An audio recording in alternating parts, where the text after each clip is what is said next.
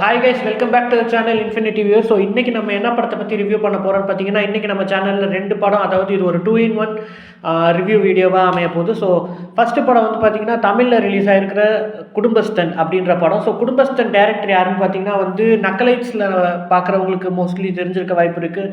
நக்கலைட்ஸோட டேரக்டரான Rajeshwar காளிஸ்வாமியோட debut movie தான் இந்த குடும்பஸ்தன் படம். ஸோ இந்த படம் எப்படி இருந்துச்சுன்னு கேட்டிங்கன்னா வந்து என்ன சொல்கிறது, சிம்பிளாக சொல்லணுன்னா, நீங்கள் யாருன்றது உங்கள் பர்ஸில் இருக்கிற பணத்தோட மதிப்பு தான் வந்து டிசைட் பண்ணுதுன்றத ஒரு அவ்வளோ அழகாக வந்து ப்ரெசென்ட் பண்ணியிருக்காங்க. ஸோ ஸ்டோரி வைஸாக இருக்கட்டும், ஸ்க்ரீன் ப்ளே வைஸாக இருக்கட்டும், இந்த படம் வந்து ஒரு தரமான படம். ஸோ மேக்கிங்கே பார்த்திங்கன்னா வந்து ரொம்ப ஒரு மினிமலான பட்ஜெட் மூவி தான். கோயம்புத்தூரை சுற்றி தான் நடக்குது. பட் ஆனால் வந்து பார்த்திங்கன்னா ஒரு அந்த நக்கலைட்ஸ் பார்க்குற ஃபீல் வந்து நிறைய இடத்துல இருந்துச்சு. ஏன்னா வந்து படம் வந்து ஃபுல் அண்ட் ஃபுல் கோயம்புத்தூரில் நடக்கிறதுனால வந்து ஸோ நக்கலைட்ஸ் நம்ம பார்க்குறப்போ தெரியும், மோஸ்ட்லி அவங்க கோயம்புத்தூர் கவர் பண்ணி தான் அவங்க வீடியோ எடுப்பாங்க. ஸோ அது மாதிரி இந்த படமும் வந்து அந்த ஒரு நக்கலைட்ஸோட ஒரு பேட்டர்னில் தான் இருந்துச்சு. பட் ஆனால் வந்து கதைப்படி பார்த்திங்கன்னா வந்து ஒரு சூப்பர்பான கதைன்னு சொல்லலாம். ஒரு காமனாக ஒரு குடும்பஸ்தன், அதாவது ஒரு ஃபேமிலி மேன் படுற கஷ்டத்தை வந்து இந்த மாதிரி ப்ரெசென்ட் பண்ணலாம்.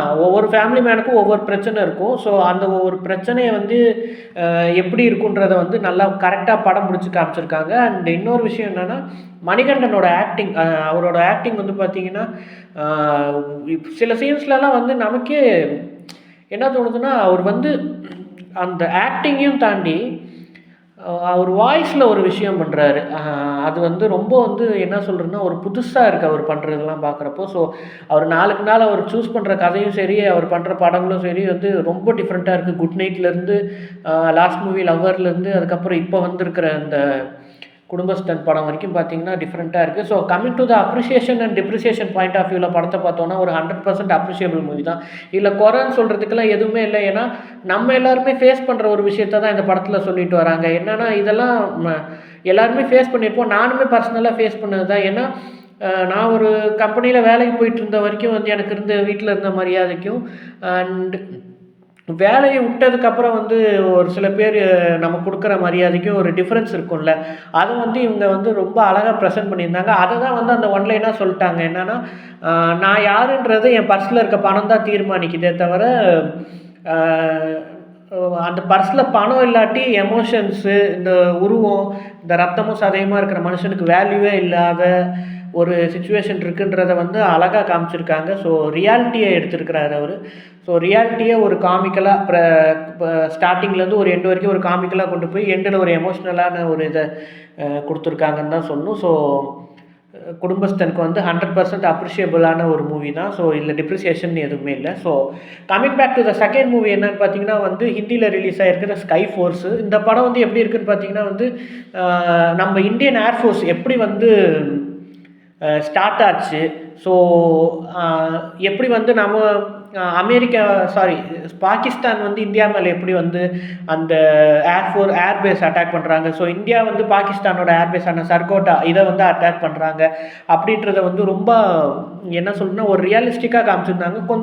கொஞ்சம் பார்க்குறப்போ வந்து நமக்கு இந்த டாப் கன் மேவரிக் படம்லாம் நீங்கள் பார்த்துருந்தீங்கன்னா தெரிஞ்சிருக்கும். டாம் க்ரூஸ் நடிச்ச டாப் கன் படமாக இருக்கட்டும், டாப் கன் மேவரிக் படமாக இருக்கட்டும், பார்த்தீங்கன்னா வந்து அதில் வந்து அந்த ஃபைட்டர் பிளேன் சீக்வன்ஸ்லாம் வந்து பார்த்திங்கன்னா ஒரு சினிமாட்டோகிராஃபி இது பண்ணியிருப்பாங்க. ஸோ எனக்கு அதோட ரெஃபரல் வந்து இந்த படத்தில் அடிக்கடி வந்துட்டு போன மாதிரி இருந்துச்சு. ஆனால் வந்து ரொம்ப என்ன சொல்கிறதுன்னா, அந்த ஃபைட்டர் பிளேனில் நடக்கிற அந்த ஒரு யுத்தம், அந்த ஒரு ஃபைட்டுன்றதை வந்து எப்படி காமிச்சிருக்காங்கன்னா ரொம்ப நேச்சுரலாக, ஒரு துள்ளி கூட வந்து சிஜி ஒர்க் வந்து அந்த இடத்துல தெரியாமல் ரொம்ப வந்து மெனக்கெட்டு பண்ணியிருக்காங்கன்னு சொல்லணும். அக்ஷய்குமாரோட ஆக்டிங் அண்டு அந்த இன்னொருத்தர் வீர் பெஹாரியா, அவரோட ஃபஸ்ட் டெபியூ மூவி இது. அவர் ஆக்டிங்லாம் அற்புதமாக இருக்குது. அண்டு சாரா அலிகான் ஆக்டிங்கும் பார்த்திங்கன்னா வந்து ஒரு டிஃப்ரெண்ட்டாக இருக்குன்னே சொல்லலாம். அவங்களும் நல்லா பெர்ஃபார்ம் பண்ணியிருந்தாங்க கொடுத்த ரோலை. அண்டு எல்லாருமே வந்து நல்லா பெர்ஃபார்ம் பண்ணியிருந்தாங்க. ஸ்டோரி வைஸும் பார்த்தா வந்து படம் சூப்பராக இருந்துச்சு. So appreciation and depreciation point of வியூவில் சொல்லணுன்னா, அப்ரிசியேஷன் பாயிண்ட் ஆஃப் வியூ வந்து ஒரு 95% சொல்லலாம். என்னென்னா,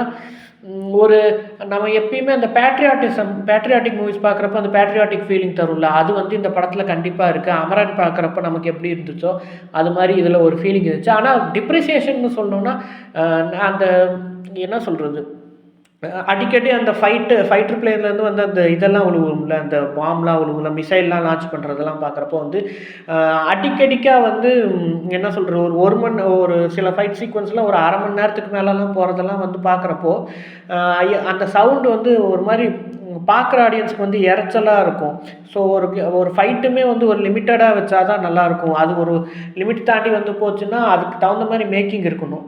ஸோ அந்த இடத்துல வந்து அந்த சவுண்ட் எஃபெக்ட்ஸ் வந்து கொஞ்சம் ரொம்ப அதிகமா இருந்த மாரி ஒரு ஃபீலிங் இருந்துச்சே தவிர, மித்தபடி இந்த படத்துல குறைன்னு சொல்றதுக்கு எதுவுமே இல்ல. ஸோ இந்த படத்துக்கு நம்ம வந்து இப்போ குடுக்குற அப்ரிசியேஷன் பாயிண்ட் வந்து பார்த்தீங்கன்னா, ஒரு 95% குடுக்கலாம். 5% அந்த சவுண்டுக்கு வேணா கம்மி பண்ணிக்கலாம்.